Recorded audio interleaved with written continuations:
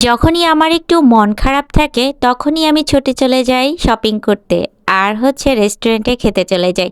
তাহলেই আমার মন একদম ফুরফুরা হয়ে যায়। সাথে যদি থাকে এরকমের বোন, তাহলে আর ঘোরার চিন্তা কিসের। হ্যালো এভরিওয়ান, আসসালামু আলাইকুম। সবাই কেমন আছেন? আনিশিক পেজ থেকে নতুন একটি ভিডিও নিয়ে আপনাদের সামনে চলে আসছি। তো আমরা দুই বোন আজকে ভাবছি রিক্সাতে একটু ঘুরবো। তো যেই কথা সেই কাজ, রিক্সা একটা নিয়েছি আর ভন ভন ভন ভন করে ঘুরছি। শুধুই যে ঘুরবো সেটা নয়, মূলত আমরা একটু নিউ মার্কেটেও যাব। আসলে আমার যখনই মন খারাপ থাকে তখনই আমি একটু শপিং করি বেশি বেশি করে, তারপরে একটু রিক্সায় ঘুরি, মনটা ভালো লাগে। রিক্সায় ঘুরতে আমার মতো কে কে পছন্দ করেন বলেন তো? শুক্রবার দিন রাস্তা পুরাই ফাঁকা ছিল। আমরা কিন্তু নিউ মার্কেটে অলরেডি চলে আসছি। নিউ মার্কেট হচ্ছে এমন একটি জায়গা যেখানে আপনি সব কিছু পাবেন। অনেকেই বলবেন যে আফা আপনারা নিউ মার্কেটে শপিং করেন। ইয়েস, আমরা শপিং করি। আমরা শুধু নিউ মার্কেট না, আমরা ভ্যান মার্কেট থেকেও শপিং করি। রাস্তাঘাটে যেটাই আমাদের পছন্দ হয় সেখান থেকেই আমরা শপিং করি। মানে মোট কথা হচ্ছে আমার যেটা ভাল লাগে, রাস্তায় থাক আর পাঁচতলা বিল্ডিংয়ের উপরে থাক, যেটাই থাক না কেন, যেখানেই থাক না কেন, আমার পছন্দের উপরেই সব কিছু ডিপেন্ড করে। আমার 50 টাকার জিনিসও অনেক সময় পছন্দ হয়, আবার 5,000 টাকার জিনিস দেখলেও আমার পছন্দ হয় না। তো আমি সবসময় আমার নিজের পছন্দটাকেই প্রাধান্য দেই।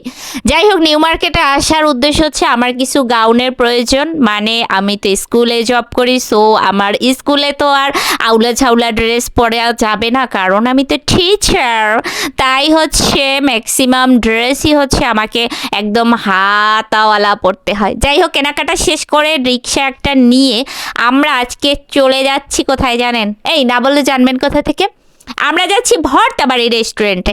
ওই রেস্টুরেন্টে ভাই এত মজা ভর্তাগুলা, বাট এইবার আমি রেস্টুরেন্টে ভর্তা খাইয়ে একটা ভর্তা মজা পাই নাই। নিশ্চয়ই আমার বান্ধবীরা আমাকে অভিশাপ দিয়েছে যে ওদেরকে ছাড়া যদি আমি ভর্তা বাড়ি যাই তাহলে ওই ভর্তাগুলা খেতে মজা হবে না। বান্ধবীদের অভিশাপ লাগছে মনে হয় গাইস। যাই হোক, কি আর করার। এই যে ভর্তাবাড়ি রেস্টুরেন্টে কিন্তু চলে আসছি। এটা হচ্ছে নিচতলা। এই রেস্টুরেন্টে কিন্তু আগে এমন কোনো ভর্তা নাই যে পাওয়া যাইতো না। মোট কথা আমি ক্লাস করতে যাইতামই শুধু ভর্তাবাড়ি রেস্টুরেন্টে খাওয়ার জন্য। আমি তো ক্লাসের মধ্যে খালিই চিন্তা করতাম, আল্লাহ কখন ক্লাস শেষ হবে, কখন ক্লাস শেষ হবে আর ভর্তাবাড়ি রেস্টুরেন্টে যাব। আমার জ্বালায় আমার বান্ধবীরা অতিষ্ঠ হইয়া যাইতো। মানে আমি এভরিডে এইখানে খাবোই খাবো, কারণ এইখানের ভর্তাগুলো এত এত মজা লাগতো। কিন্তু এইবার আজকে আসছি, একটা ভর্তাও আমার কাছে একদম মজা লাগে নাই।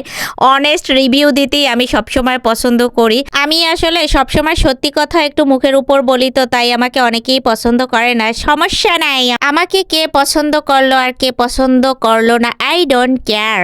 আমি সবসময় নিজেকেই প্রাধান্য দিই। আমি অন্যের কথাকে তেমন একটা গুরুত্ব দেই না। আমার যেটা ভালো লাগে আমি সেটাই করি। আমার যখন যেটা ভালো লাগে, মোট কথা আমি তখন সেটাই করি। এই দুনিয়াতে সবাই স্বার্থপর, যে যার স্বার্থ নিয়ে ব্যস্ত থাকে। সো অন্যের কথা শুনে আপনি মন খারাপ বসে থাকবেন, তাতে অন্য মানুষের কিচ্ছু হবে না, বরং আপনারই মন খারাপ থাকবে। তাই নিজেকে প্রাধান্য দেন, নিজের যেটা ভালো লাগে সেটাই করেন। যখন যেটা খাইতে মন চায় খেয়ে নেন, যখন যেটা কিনতে মন চায় কিনে নেন, কারণ অন্যের টাকায় আপনি চলেনও না, অন্যের টাকায় পড়েনও না। সো অন্য মানুষকে প্রাধান্য দেওয়ার কোনো মানেই হয় না। আমি অলওয়েজ স্বাধীনচেতা মানুষ। আমার স্বাধীনতা কেউ হস্তক্ষেপ করুক আমি এটা একদমই পছন্দ করি না। তাতে যদি কারোর ভালো লাগে লাগুক, না লাগলে না লাগুক। বাই দ্য ওয়ে, অনেক বক বক করে ফেলছি, আর এতক্ষণ যারা বক বক শুনছেন তাদেরকে অসংখ্য অসংখ্য ধন্যবাদ। এই যে আমাদের খাওয়া দাওয়া শেষ, এখন আমরা দুই বোন মিলে একদম টুকি টুকি করে বাসায় চলে যাব। এতক্ষণ ভিডিও দেখার জন্য সবাইকে ধন্যবাদ। আল্লাহ হাফেজ।